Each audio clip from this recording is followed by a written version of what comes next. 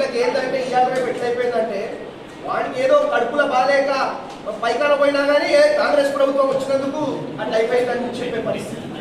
కాబట్టి ప్రతిదానికి ఇదేం కొత్తగా కాదు. మన ప్రభుత్వం వచ్చినాక ఇంకా మనది ప్రజల ప్రభుత్వం, ప్రజల కోసం పాలన చేసే ప్రభుత్వం. కాబట్టి అప్పుడు అయిన దానికని ఇప్పుడు మంచిగానే జరుగుతుంది తప్ప ఇంకా వేరేది కాదు అని చెప్పి తెలియజేసుకుంటాము. ఏదున్నా మన ప్రజల కోసం, మన ప్రజల శ్రేయస్సు కోసం, ప్రజలు మరి మా మెదక్ అభివృద్ధి పరిచే విధంగా మేము పనిచేస్తామని చెప్పి మీ అందరికి కూడా తెలియజేసుకుంటా ఉన్నాం.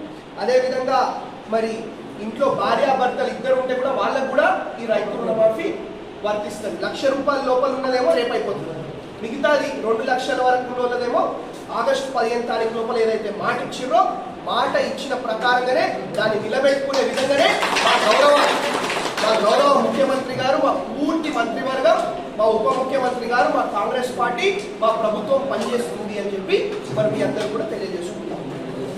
అదేవిధంగా మరి